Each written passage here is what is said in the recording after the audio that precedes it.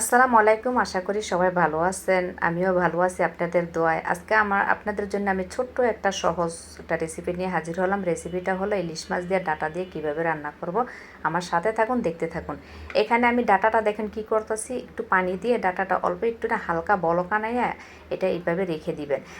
ডাটার যে একটা গন্ধ, এই গন্ধটা থাকবে না এইভাবে করে রাখলে, এবং ডাটার কালারটা খুব সুন্দর দেখা যায়, সবুজ সবুজ দেখা যায়।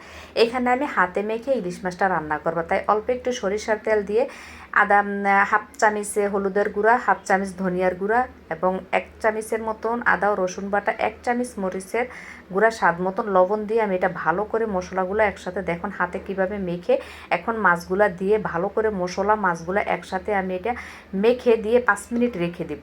দেখুন কিভাবে মেখে দিচ্ছি, ঠিক এইভাবে আপনারা মেখে 5 মিনিট রেখে দিবেন। এখন আমি একটু কড়াইয়ে বসায় দিয়েছি, এখানে অল্প একটু সরিষার তেল দিব। এখানে সরিষার তেল দেওয়া আছে, তাই আমি এখানে অল্প একটু সরিষার তেল দিব। ডাটা দিয়ে তরকারি রান্না করলে আমি এমনি তেলটা কম দিই। এখন আমি এখানে একটা পেঁয়াজ দিয়ে দিছি। পেঁয়াজটার তেলটা যখনই হালকা এমন বাদামি কালার চলে আসবে, তখনই আপনারা যে মেখে রেখে দিয়েছেন মাছগুলো ওইটা দিয়ে দিবেন। এখন আমি দিয়ে দিছি।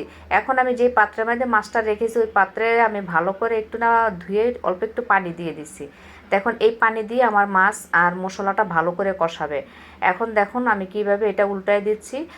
তাজা মাছ হাতে মেখে এইভাবে ডাটা দিয়ে রান্না করে খেয়ে দেখবেন, খুব দুর্দান্ত, খুবই মজা। এখন আমি ডাটাটি দিয়ে দিব। যখনই 2-3টা বলক আসবে তখনই ডাটাটা দিয়ে দিবেন। দেখুন কত সুন্দর সবুজ দেখা যাচ্ছে ডাটাটা, দেখতেও সুন্দর, খেতেও মজা। এইভাবে ডাটাটা হালকা একটু সিদ্ধ করে দিলে তাড়াতাড়ি সিদ্ধ হয়ে যায়। এখন আমি দিয়ে আবার একটু ভালো করে কষাবো, ডেকে দিয়েছি। আমার 2 থেকে 3 মিনিট এটা কষাতে লাগবে। এখন আমি ভালো করে কষানো হয়ে আসছে। ডাটা, মাছ এবং মশলা একসাথে কি সুন্দর কষানো হয়ে আসছে। এখন দেখুন লুসনির সাহায্যে আমি ভালো করে এটা এইভাবে নাড়িয়ে দিচ্ছি, চেনি দিয়ে দিইনি। এখন আমি পানি দিয়ে দিয়েছি। পানির পরিমাণটাও দেখুন কতটুক দিয়েছি আমি পানি। এতটুক পানি দিলে আমার ডাটা পানি এবং খুব সুন্দর মতন সিদ্ধ হয়ে আসবে। এখন আমি এটা ঢেকে দিব। ডেকে ডেকে এখানে আমার 10 থেকে 12 মিনিট সময় লাগবে এখন আমার এই রেসিপিটা হয়ে আসতে। দেখুন পানিটা কিন্তু শুকায় আসছে, ডাটাটাও প্রায় 80% সিদ্ধ হয়ে আসছে। এখন আমার আরেকটু সময় লাগবে, আর 2-2.5 মিনিট সময় লাগবে আমার এই ডাটাটা সিদ্ধ হয়ে আসতে। আমি আবার একটু ঢেকে দিব।